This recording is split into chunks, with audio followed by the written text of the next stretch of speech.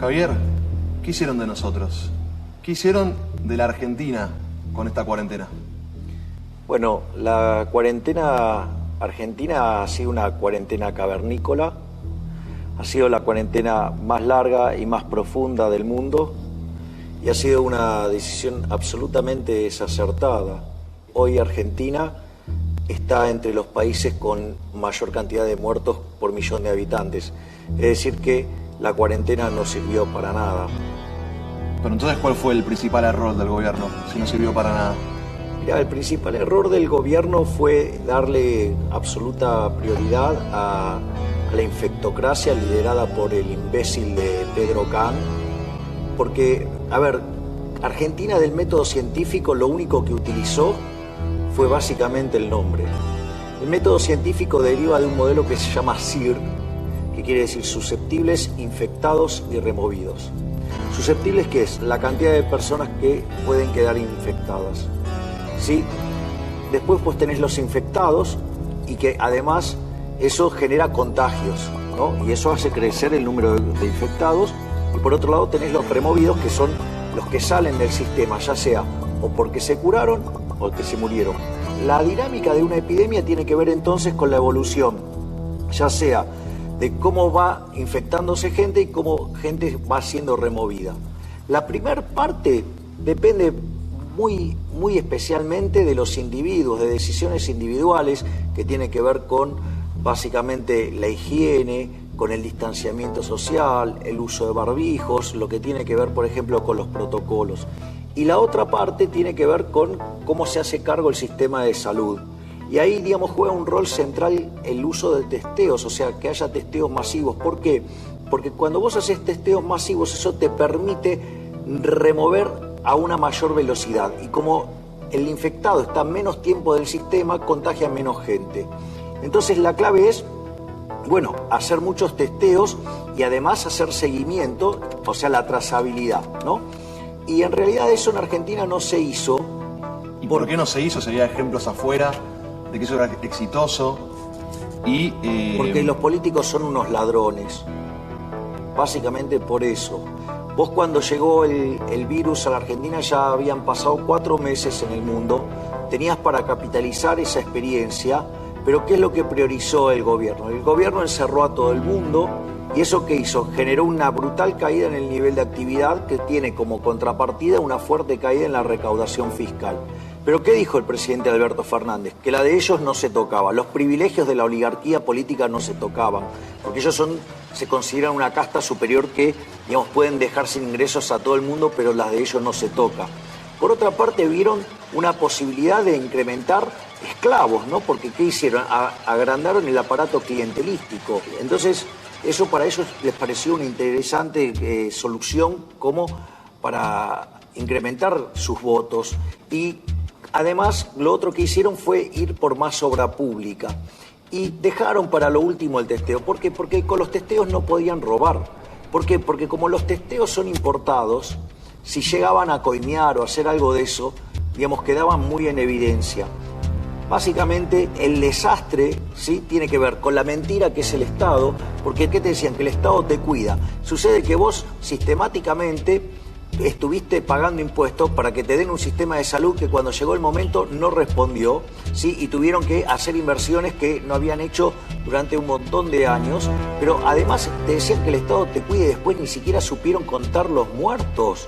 Y obviamente, cuando tuvieron que elegir una metodología para enfrentar la situación, utilizaron una metodología en la cual pudieran robar. Y por eso, digamos, no utilizaron la estrategia exitosa de todas partes del mundo, que fue hacer testeos masivos. A la sociedad le pidieron un esfuerzo gigantesco. Le pusieron un impuesto que es casi al 100%, que es no poder trabajar. ¿Y los políticos qué hicieron de su parte? O sea, ¿qué fue lo que aportaron ellos? Nada.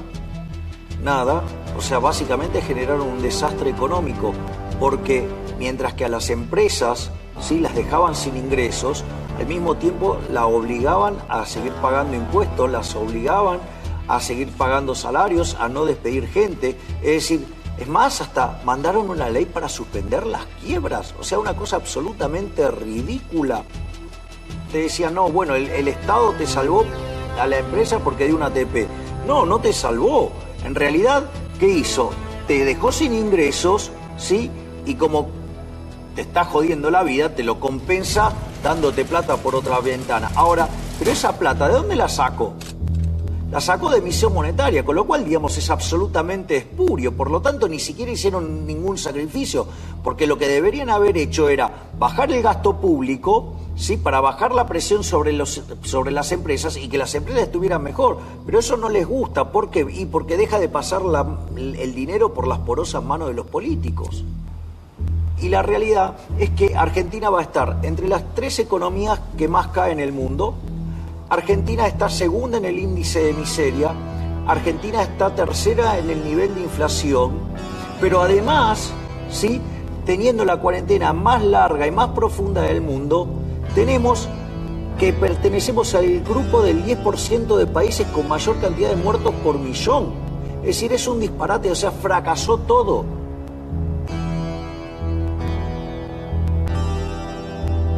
Fracasó todo. No es la pandemia, es la cuarentena. Estúpido.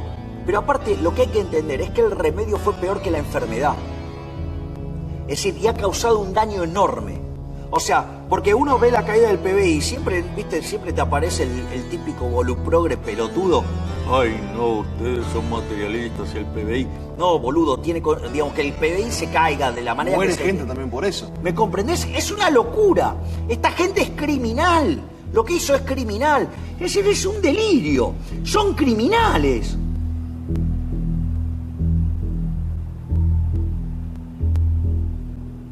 ¿Desde cuándo supiste que esta cuarentena iba a ser un desastre? Después de la primera renovación. O sea, porque empecé a... Renovación del plazo de la cuarentena. Claro, porque tenía un sentido la primer cuarentena. Si vos en esa cuarentena aprovechás para hacer un upgrade en el sistema de salud y aprovechás para educar a las personas en cómo enfrentarlo, ¿no? Digamos, todo lo que tiene que ver con el distanciamiento social, la higiene, ¿sí? Digamos, el uso de los barbijos, todo eso. Vos le das tiempo al sistema de salud para que tenga mayor capacidad de respuesta. Entonces los casos críticos, digamos, se reducen fuertemente y entonces vos tenés que la cantidad de muertos cae. Eso, digo, tenía un sentido. Pero después... Extendiendo y extendiendo. Claro, pero después apareció algo mucho más complicado y es que al gobierno esto le gustó. Porque consiguió el sueño húmedo de todo zurdo de mierda, que es el control total sobre la población. Esto, digamos que parece una locura, esto está en un libro de Foucault de 1975 que se llama Vigilar y Castigar. En el capítulo 3 trata el tema de la disciplina y cuenta el caso de una comunidad a fines del siglo XVIII, cómo enfrenta la peste.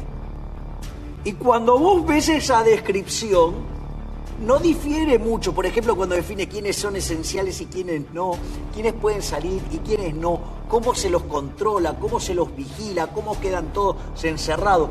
Claro, ¿me entendés? O sea, es el sueño del comunista, ¿me entendés? ¿Por qué? Porque tiene a todos los seres humanos controlados. Y una hasta el detalle más ínfimo de la vida de él. Exactamente, pero lo peor de todo es que no se quedaron ahí.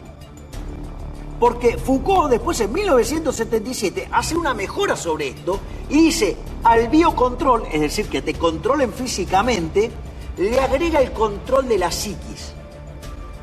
Y eso, en el caso argentino, digamos, o sea, en todo el mundo fue grosero, pero en el caso argentino fue peor. Porque vos, en todo el mundo, ¿qué es lo que te encontraste? Te encontraste que estaban los zócalos, donde en tiempo real te mostraban la cantidad de muertos en el mundo. Juegan con el miedo de la gente. Bien, ese es el otro punto. El eje central es el miedo. Es decir, porque en el fondo, digamos, o sea, con el correr de los años, o sea, el gran miedo que sigue teniendo el ser humano es el miedo a la muerte. Y cuando, digamos, te amenazan con la muerte, digamos, y te persiguen con la muerte, y te la muestran todo el día de esa manera, sin ponerte un orden de magnitudes, o sea, le están infundiendo un miedo a la gente que no tiene sentido. Es decir, a ver, tardaron, digo, ¿Qué decía Friedman? Primero los datos. A ver, ¿cuántas personas mueren en un año en el planeta Tierra? 60 millones de seres humanos. 165.000 por día. Tardó el coronavirus 105 días a llegar a ese número. Es decir, entonces, lo que a mí me parece es que la cuarentena lo que permitió es que gobiernos con vocación totalitaria avanzaran en ese programa. Y el caso de Argentina tiene una complicación adicional. El problema es que con la llegada del coronavirus, ese proceso se retroalimentó y aparecieron todos los orcos de la camporonga, ¿me entendés? Para pronunciar el avance hacia la izquierda y pronunciar la agenda del Foro de San Pablo, porque lo que está haciendo Argentina no es que no tiene plan, el plan es el Foro de San Pablo. Y ese plan, ¿dónde se aplicó? Se aplicó en Venezuela. En los últimos 6 años, el PBI de Venezuela cayó 70%. Tiene una hiperinflación de en torno al 4.900%. O sea, además, el salario de un venezolano es de 72 centavos de dólar por día. Por lo tanto, tenemos cerca de una situación donde el 96% de la población es pobre y el 80% es indigente. A ese modelo de mierda nos quieren mandar estos hijos de remil puta.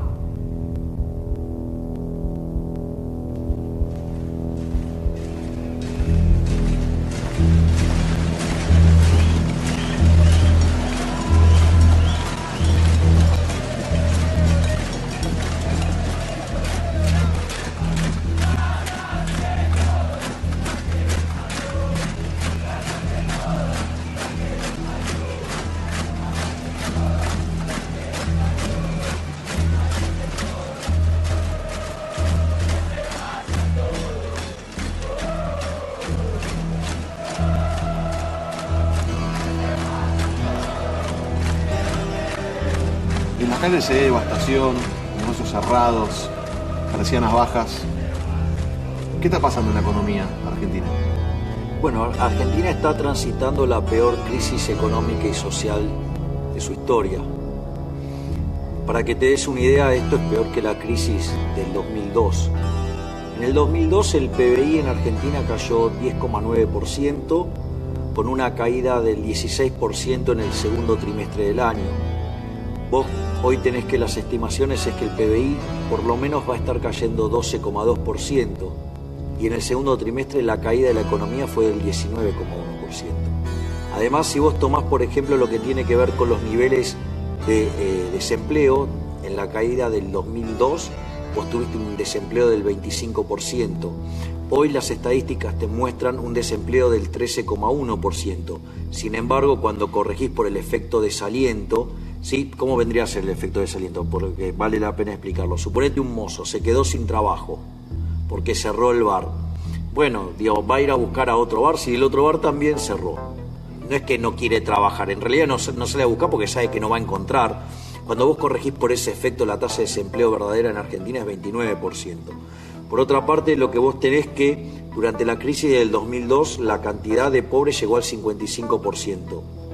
Hoy, en el primer semestre, la cantidad de pobres es 41%, pero si tomás el segundo trimestre es 47%. Y eso, digamos, hoy. Pero también hay otro problema más grande, que es el problema de si se llega a desatar una hiperinflación.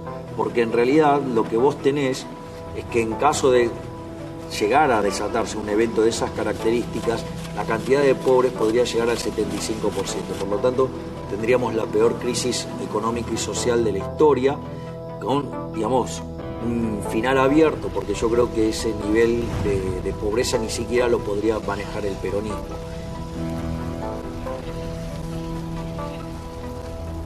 Es cierto que todo el mundo está mostrando caídas, pero Argentina está dentro de los peores.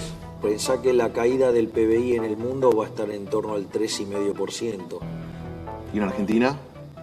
Por lo menos va a caer el 12%, que es lo que espera el gobierno. Por lo tanto, algo mal hicimos.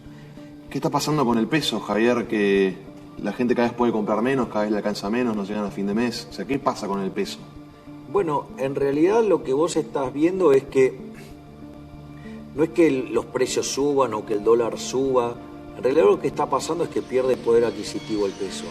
Como decía Friedman, la inflación es siempre en todo lugar un fenómeno monetario. Y a medida que vos emitas más dinero que la gente quiere retener, el poder adquisitivo del dinero va a caer. ¿Y eso por qué ocurre? Ocurre porque cuando vos tenés un exceso de oferta de dinero, ya sea o porque hay una explosión de creación de dinero, por ejemplo el caso argentino para financiar el déficit fiscal, por otro lado una huida del dinero, lo cual digamos además lo avalo y me parece correcto por parte de la gente que desprecia el peso, porque hay que recordar que el peso es la moneda que emite el político argentino, por ende no puede valer ni excremento, porque esas basuras no sirven ni para abono. Frente a una explosión de exceso de oferta de dinero, ya sea porque estás emitiendo un montón, porque cae la demanda y además tenés una caída monstruosa del nivel de actividad, el peso va a perder valor. Y eso hace que todos los precios expresados en unidades monetarias suban. Es más, el dólar, como es un precio de un activo financiero, sube primero. Después lo siguen el precio de los transables, después los mayoristas, después los minoristas y por último los salarios. Por eso también cuando tenés una explosión del tipo de cambio te sube muy fuertemente la cantidad de pobres e indigentes como consecuencia de que el precio de los alimentos está determinado en dólares. Desde las PASO del año pasado hasta este momento, el tipo de cambio subió más de 300%. Por lo tanto, esta economía trae una inercia inflacionaria, ¿sí?, de 300%. Si yo tomo, por ejemplo, el último dato de inflación de 2,8 y contemplo que hay 70% del índice de precios, ya sea pisado o en cuarentenado, significa una inflación mensual del 10. Anualizado te da 200. Es decir, ponelo como quieras, pero no le dan los números. Además, o sea, vos tenés 8 puntos de déficit fiscal primario, o sea, estás emitiendo a lo loco, digamos, la gente está rechazando el peso, por eso tenés el cepo que tenés, entonces, digamos, y con una caída del nivel de actividad monstruosa, por lo tanto, inexorablemente los precios se van a ir a las nubes, porque además hay otro problema que se llama money overhang. ¿Qué pasa? Y bueno, mirá, la gente, digamos, tampoco puede deshacerse de los pesos tan fácilmente, entonces vos, por ejemplo, lo que ves es que está cayendo mucho la velocidad del dinero. Esperá que se abra la economía, ¿sabés cómo se va a recomponer la velocidad del dinero a los niveles normales? Y cuando empiece a subir todos los precios y el tipo de cambio se vaya al culo del mundo, ¿vos qué crees? ¿Que la gente se va a quedar en pesos? Olvídate. ¡Bum!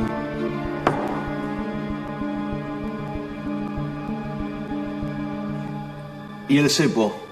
¿Cómo lo podemos definir como medida? Mirá, el cepo en rigor es una medida inmoral y además constituye una estafa.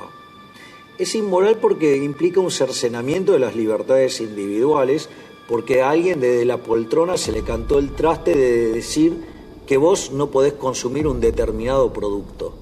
Por ejemplo, podrían también decir, bueno, a partir de mañana no se consumen más tomates, ¿no? Y ¿sabés cómo van a estar los productores de tomate? Van a estar como locos. Bueno, acá lo que te está diciendo es que vos no podés comprar más dólares. La realidad es que si vos tu dinero te lo ganaste honestamente, digamos, ¿qué tenés que dar explicaciones? ¿Qué te comprás o qué no te comprás? O sea, escúchame una cosa, si yo me gané mi guita honestamente, yo no tengo que dar explicaciones a nadie de lo que hago con mi dinero, primer punto. Pero el dólar tiene un elemento adicional que es complicado, que es la reserva de valor que eligió el argentino. Frente a la estafa que es el peso, la reserva de valor es el dólar. Es decir, que es tu consumo futuro. Entonces, cuando no te dejan comprar dólares, lo que te están haciendo es, además, no solo que te están condicionando una parte de tu consumo presente, sino que además te están reventando el consumo futuro.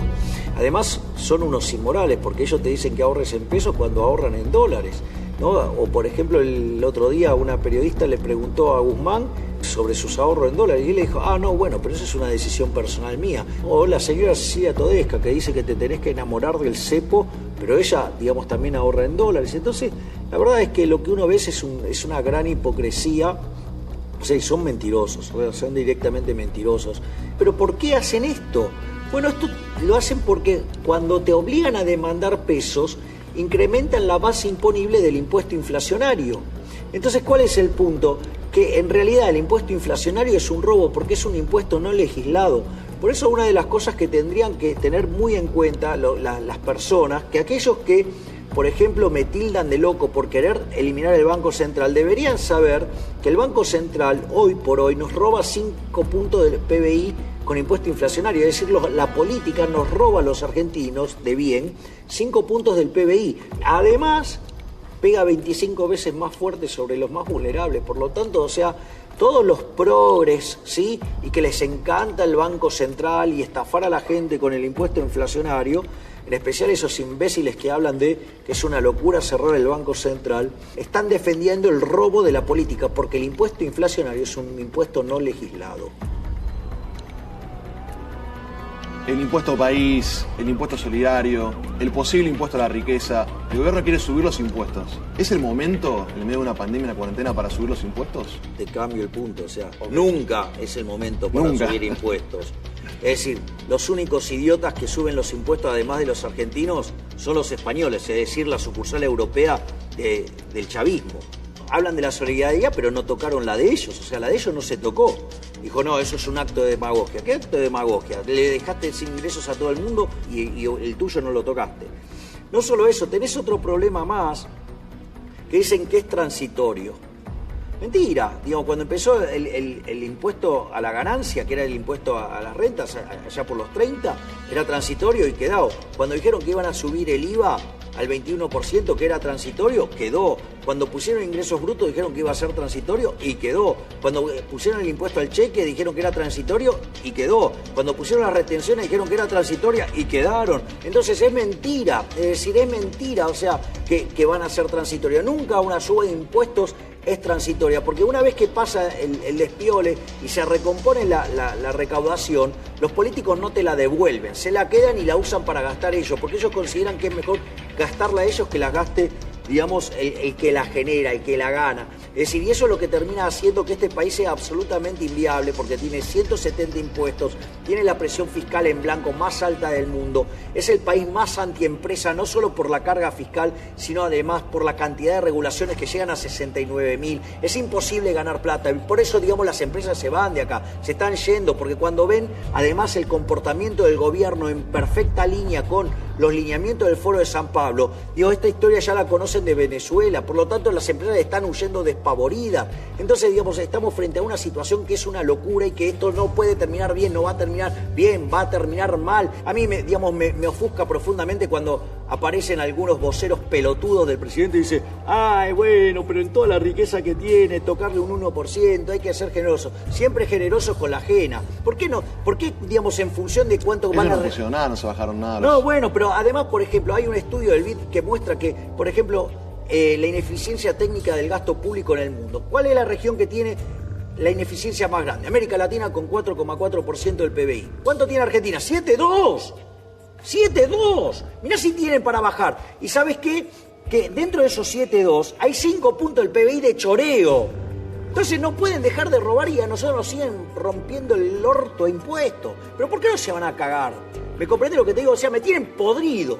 Te ponen cara a un gesto adulto y dicen, no, bueno, en realidad hay que hacer un esfuerzo. Y el esfuerzo nunca lo hacen ellos, ¿me entendés? Y además utilizan argumentos que son falsos. Porque esa riqueza que tiene el individuo, en algún lado la tiene. ¿Cómo la tiene? La tiene en un formato de ahorro. Y ese ahorro es lo que permite financiar la inversión y que esa inversión genere nuevos puestos de trabajo y genere crecimiento. Y cuando vos agarres y destruyas eso para dárselo al sector público, para que lo dilapide, o sea, ¿qué vamos a tener? Menos riqueza, digamos, vamos a tener menos ahorro disponible para financiar inversión y por ende vamos a ser más pobres. Y además, otro que vos vas a saber, que los incentivos están para el culo, porque digamos, o sea, ¿qué incentivos tenés vos a acumular riqueza si va a venir el gobierno cuando se le canta el culo y te la roba?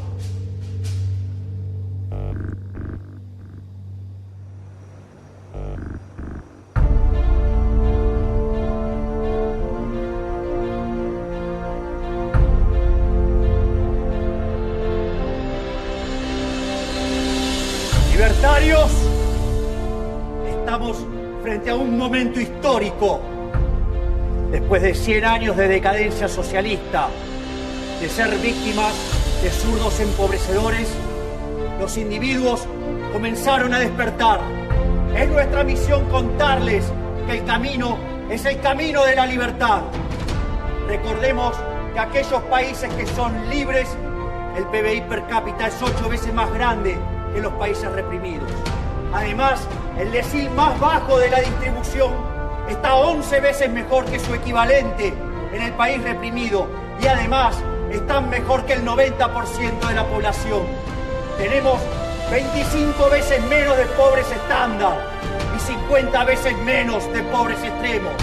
Recuerden que somos superiores en el plano de la moral, ya que el socialismo se basa en la envidia, en el odio, en el resentimiento, en el trato desigual frente a la ley, en el robo y en el asesinato, mientras que nosotros nos basamos en el respeto irrestricto del proyecto de vida del prójimo, donde solamente es posible ser exitoso sirviendo al prójimo con bienes de mejor calidad a un mejor precio.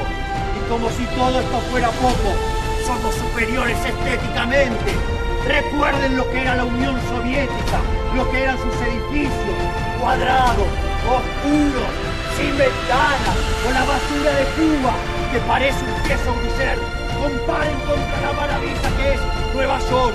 Por lo tanto, la victoria será nuestra. Avancemos sin miedo. ¡Viva la libertad, carajo!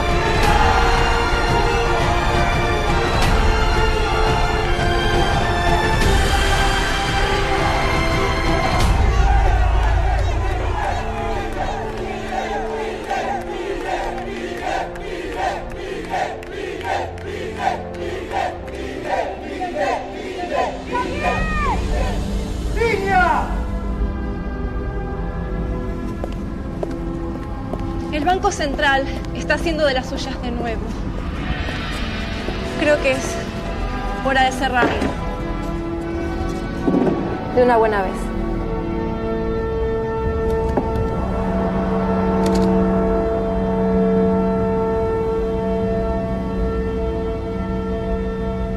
¡Destrucción! ¡Destrucción! ¡Destrucción! ¡Destrucción! ¡Destrucción! ¡Destrucción! ¡Destrucción! ¡Destrucción! ¡Destrucción! ¡Destrucción! ¡Destrucción! ¡Destrucción! ¡Destrucción! ¡Destrucción! ¡Basta inflación!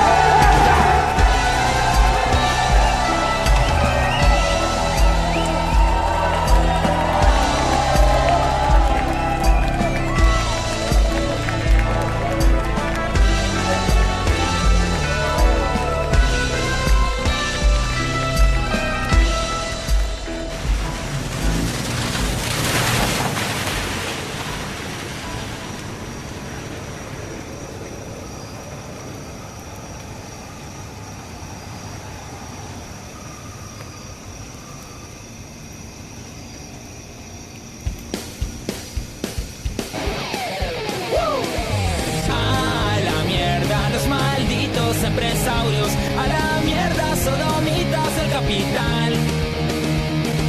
Basta de basura keynesiana, ha llegado el momento liberal.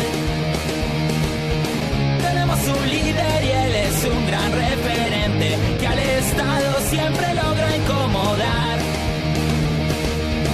Javier Milei, futuro presidente.